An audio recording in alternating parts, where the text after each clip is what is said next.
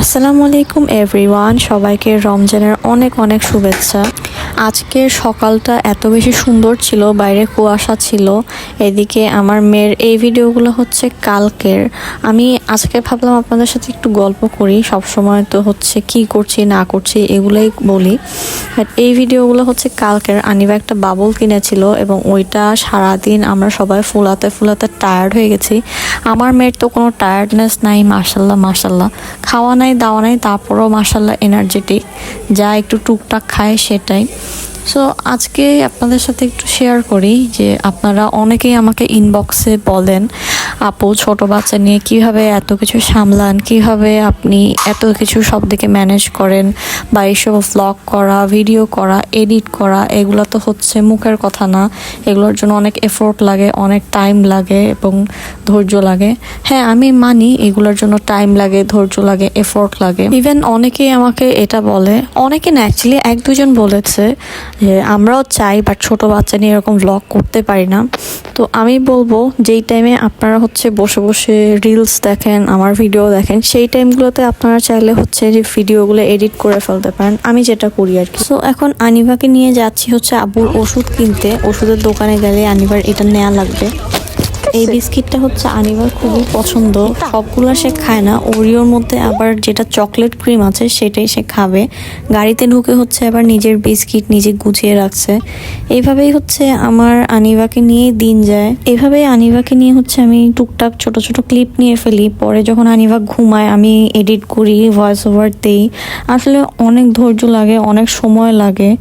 আপনাকে অনেকজন অনেক কথা বলবে, কিন্তু আপনার হচ্ছে নিজেরটা নিজেরই করতে হবে।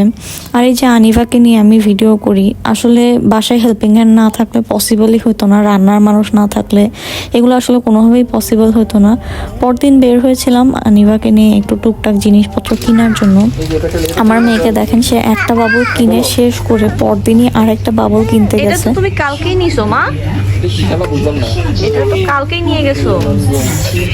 কি করে এটা? উদে এটাই কি করবো বলো তো? এটা আর কিছু নিবে না?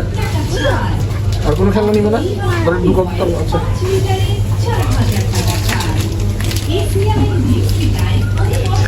আনিভাকে কোনোভাবেই এটা ছাড়া অন্য কিছু নেওয়ানো যাচ্ছে না। লাস্টে হচ্ছে একটা বেলুন নিল, বাট তারপরও বাবলটা তার হাতে নিতেই হবে। আসলে আগে সুপার শপে আসলে অন্য দিকে সেকশনগুলোতে যাওয়া হতো, এখন আনিভা সব দিকে কি আছে চিনে দৌড়ে দৌড়ে খেলনা সেকশনে চলে আসে। আর এসেই হচ্ছে তার যেটা পছন্দ হবে ওটাই নিবে। তাকে এর চেয়ে দামি জিনিস দিলেও নিবে না, সস্তা জিনিস দিলেও নিবে না। আসলে মেয়ের এইসব আবদার মেটাতে মেটাতে আমরা মাঝে মাঝে চিন্তা করি এটাকে কেমনে আর বড় করব, কি যে হবে আল্লাহই জানে। এবং দেখেন বড় মানুষের মতো সব কিছু আবার কার্টের মধ্যে নিচ্ছে। ওকে নিয়ে আসলে আমাদের সারাটা দিনই চলে যায়। স্পেশালি আমার কিভাবে সকাল হয়, কিভাবে দুপুর রাত হয় সেটা জানি না, বাট প্রতি রাতে যখন ওকে ঘুম পাড়াই আমার মনে হয় যে যাক একটা দিন শেষ হলো। আর পরদিন যখন ঘুম থেকে উঠি তখন আবার চিন্তা করি যে আল্লাহ আরও একটা দিন আনিবাকে নিয়ে পার করতে হবে। এইভাবেই হচ্ছে আমার আনিবাকে নিয়ে সময়গুলো কাটে। আর ইফতার বাজার তো থাকেই, বাট আমরা যেখান থেকে যাই কিনি না কেন আমরা জিলাপি সবসময় রয়্যাল বাংলার সুইটস যেটা আছে ওখান থেকেই কিনি, কারণ ওদের জিলাপিটার মতো জিলাপি আর কোথাও হয় না। এখানে অনেক টাইপের হালুয়া আছে বাট খেতে তেমন মজা না। এখান থেকে আমরা জিলাপি নিলাম বাসার জন্য। এরপর হচ্ছে বাসায় চলে গেলাম। বাসায় গিয়ে আনিবা তার নতুন বাবল দিয়ে আবার খেলা স্টার্ট করেছে। আমরা সবাই হচ্ছে হয়রান হয়ে যাই। দেন ওকে হচ্ছে এই টেকনিকটা আমি আবিষ্কার করে দিয়েছি যে এটা ভিতরে ঢুকিয়ে এরপর স্টিকটা হচ্ছে বের করার পর একটা ঝাঁকি মারবা, দেন অনেকগুলো বাবল একসাথে হবে। এবং আমার মেয়ে এটা নিয়ে মহা খুশি, আমরাও খুশি, মেয়েও খুশি। এটাই হচ্ছে বড় ব্যাপার। আসলে আগের রোজাগুলো ডিফারেন্টভাবে কাটতো যখন আনিবা ছিল না। নামাজ পড়া হতো টাইমলি, কোরআন শরীফ পড়া সব কিছুই হতো। বাট এখন হচ্ছে আমার টাইমিং সব কিছুই এলোমেলো হয়ে গিয়েছে। নামাজ অনেক সময় কাজা হয়ে যায়, কাজা পড়তে হয়। কোরআন শরীফের তো যতটুকু পসিবল পড়া হয়। এটা কি? সাবুন। নাও, এটা কার? মা হওয়ার পর কিছু শিখি আর না শিখি এই ব্যালেন্স করে অ্যাডজাস্টমেন্ট চলাটা হচ্ছে খুব ভালো করে শিখে গিয়েছি। কারণ না হলে দেখা যায় হয় এদিক হয় না, নাহলে ওদিক হয় না।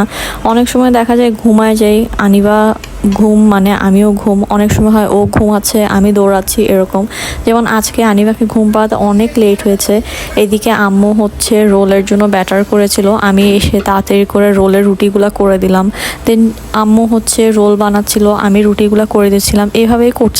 আসলে রোজায় আম্মুর যখন অফিস থাকে তখন দেখা যায় তাড়াহুড়া করে আমাদের কোনো কিছু ওভাবে স্পেশালভাবে করা হয় না। বাট আম্মু যেহেতু শুক্র শনি বাসায় ছিল, সো আম্মু হচ্ছে এভাবে রোল করছিল। বাট আমাদের কিসমত খারাপ, ব্রেড ক্রামগুলো ভালো পড়ে নাই, সেজন্য হচ্ছে রোলের ব্রেড ক্রামগুলো নষ্ট হয়ে যাচ্ছিল। আসলে সবাই মিলে কাজ করলে হয় কি কাজটাও তাড়াতাড়ি হয়ে যায়, এক হাতে আসলে কাজ করা একটু টাফ, এটা হচ্ছে আমার ধারণা আর কি।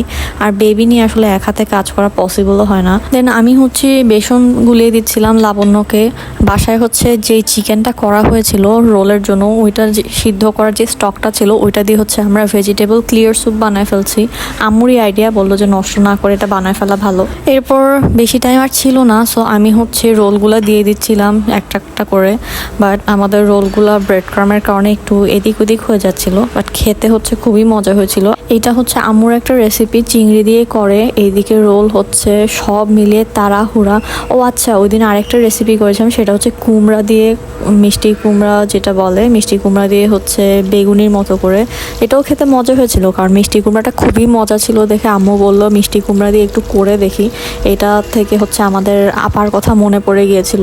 এদিকে আরেক বাসা থেকে আমাদের জন্য ইফতার আসছিল। এই ট্রেডিশনটা হচ্ছে এখন অলমোস্ট নাই বলা যায়, এক বাসা থেকে আরেক বাসা ইফতার। আমরা যখন ছোট ছিলাম আম্মুরা হচ্ছে ইফতার বানায়, আর প্রতিবেশী সবাইকে দিত। আমরা হচ্ছে ট্রেন নিয়ে কাজের মেয়েদের সাথে যেতাম, আন্টি আমাদের বাসা থেকে আসছে, ইফতারগুলো নিয়ে আমাদেরকে প্লেট খালি করে দেন, ওদের বাসা থেকেও হচ্ছে সব কিছু দিত। এই জিনিসগুলো এখন আস্তে আস্তে হারায় যাচ্ছে। আনিবারা পাবে নাকি পাবে না আমি আসলে জানি না। এদিকে আনিবা তো বেলুন নিয়ে খেলছে। সো ব্লগ এখানেই শেষ করে দিচ্ছি। এতক্ষণ পাশে থাকার জন্য থ্যাংক ইউ সো মাচ। আমাকে কমেন্টে জানাবেন আমার ভিডিও আপনাদের কেমন লেগেছে।